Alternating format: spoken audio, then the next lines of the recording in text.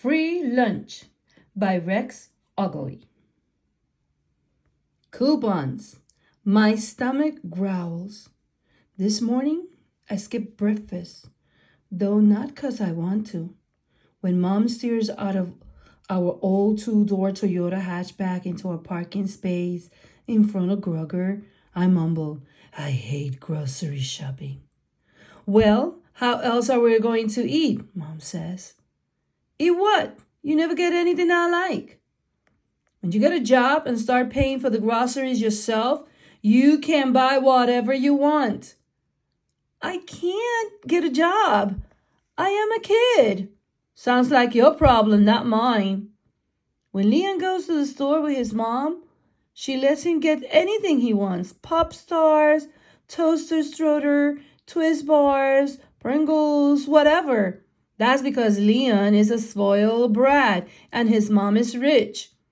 They aren't rich just because they live in a house. Well, they're richer than us, Mom shouts.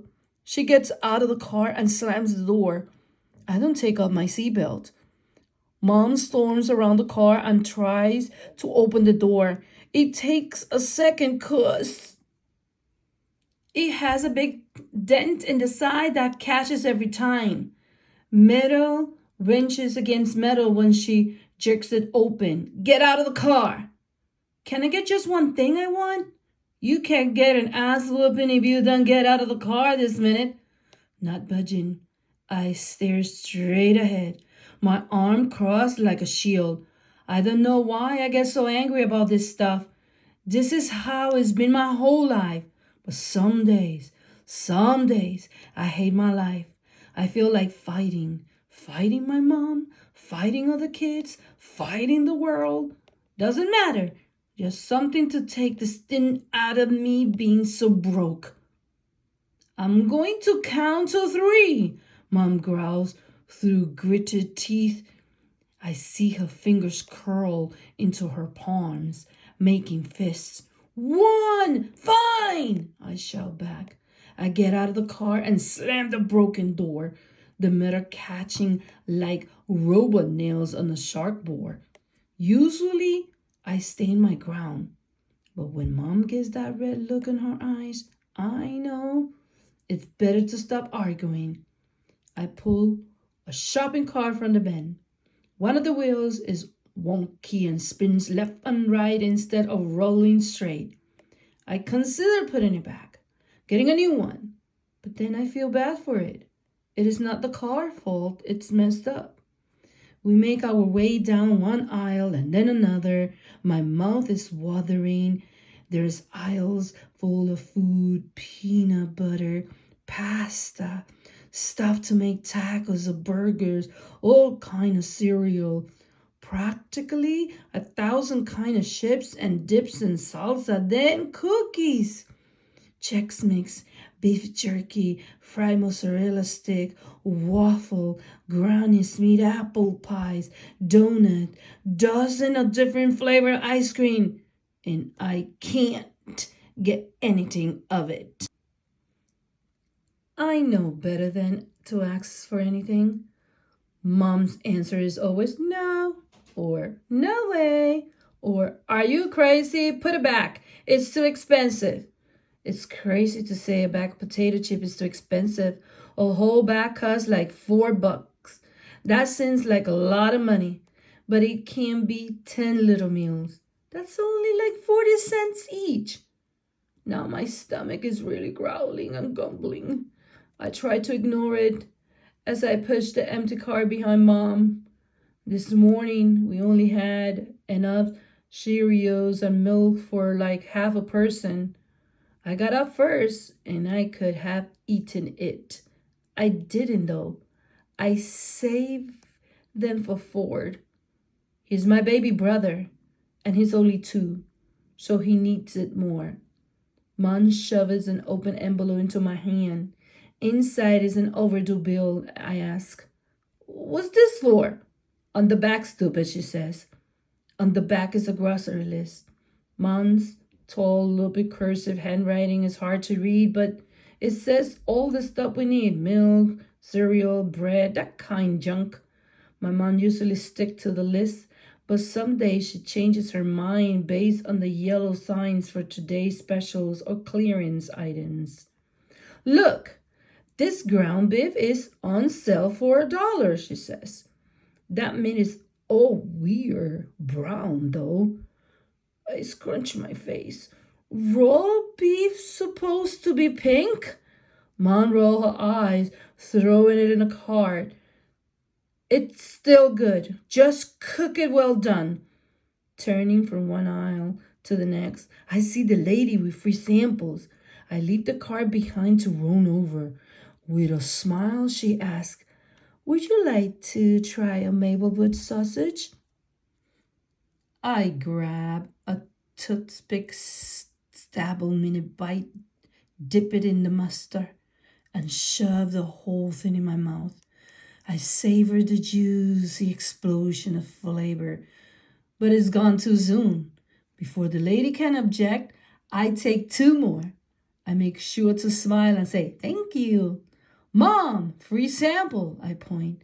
It's so good, can we buy some? Mom ignores me, too busy digging through her folder coupon. She spent all day Sunday, every Sunday, cutting coupons out of the newspaper. Then she makes sure we only go grocery shopping on Tuesday. Tuesdays are a double coupon day. Yes, Mom says in victory. This coupon is for $2 off.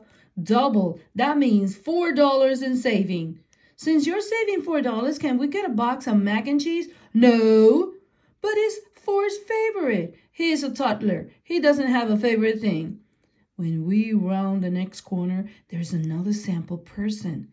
This guy had cheese and crackers, but there's no sign that says free. Trying to be polite, I ask, are these free? He gives me a dirty look. If you are going to buy some, hey, my mom shouts. I don't see a sign say anything about buying nothing.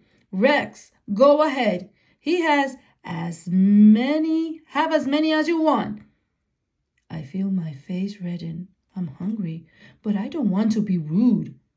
I take the smaller cracker with a little square cheese on it.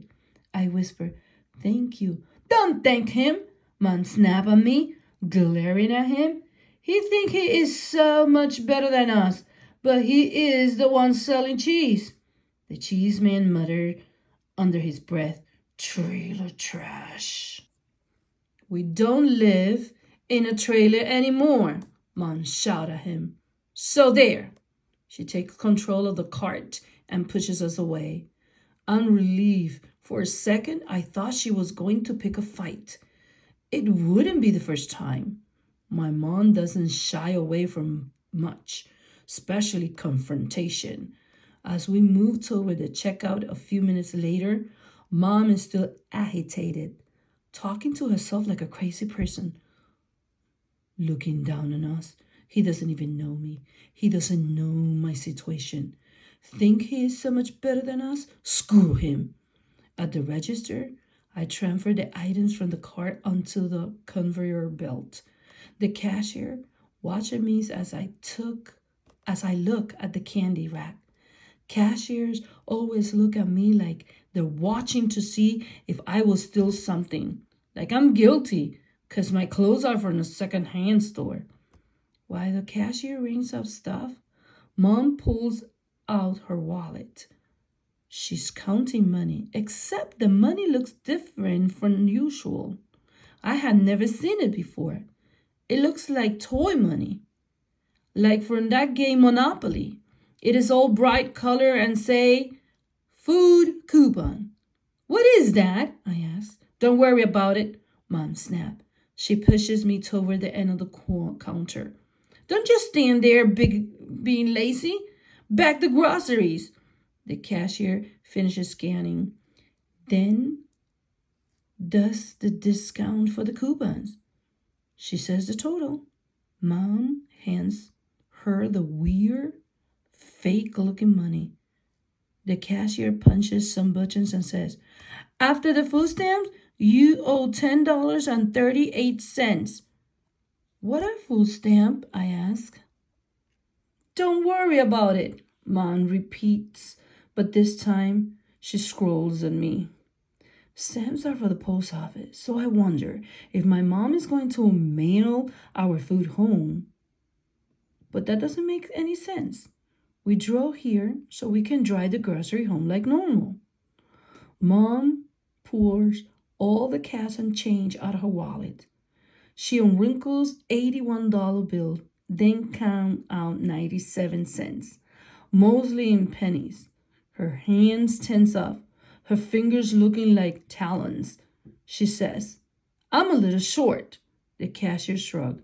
But really, she's all annoying. I can see it in her face. The woman behind us with a full cart throws up her arms and goes, "What is taking so long?" The man in line next to us cleared his throat. It feels like everyone is staring at us, frustrated.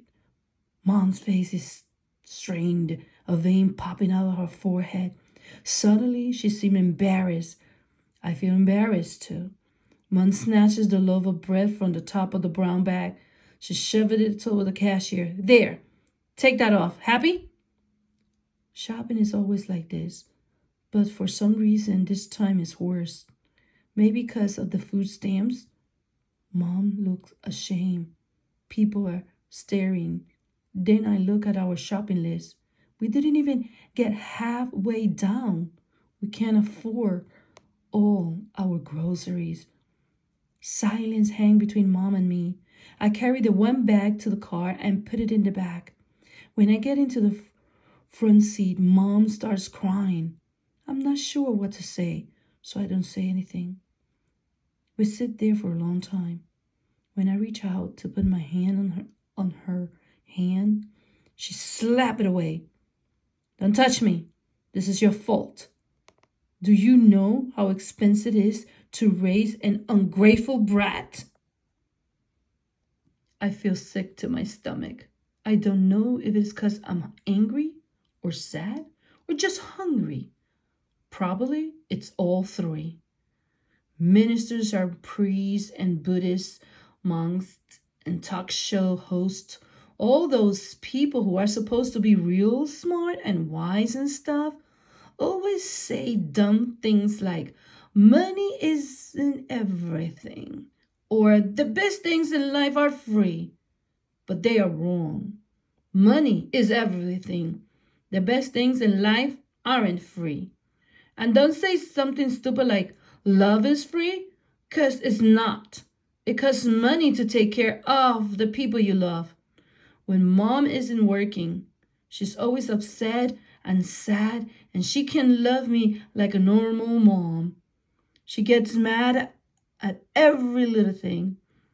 No job means no money, which means no groceries or electricity. That makes all the love go out of my mom, like air out of a balloon. And who wants an empty balloon? When Mom's working, she's nicer. She's definitely love me more when she has money, 'cause she can afford groceries and pay rent on time, bills too, all that junk. She can think straight. She remembers she cares about me. So don't tell me love is free, 'cause I know nothing in this world is free. Every little thing costs something. But for some reason, things cost a whole lot more when you are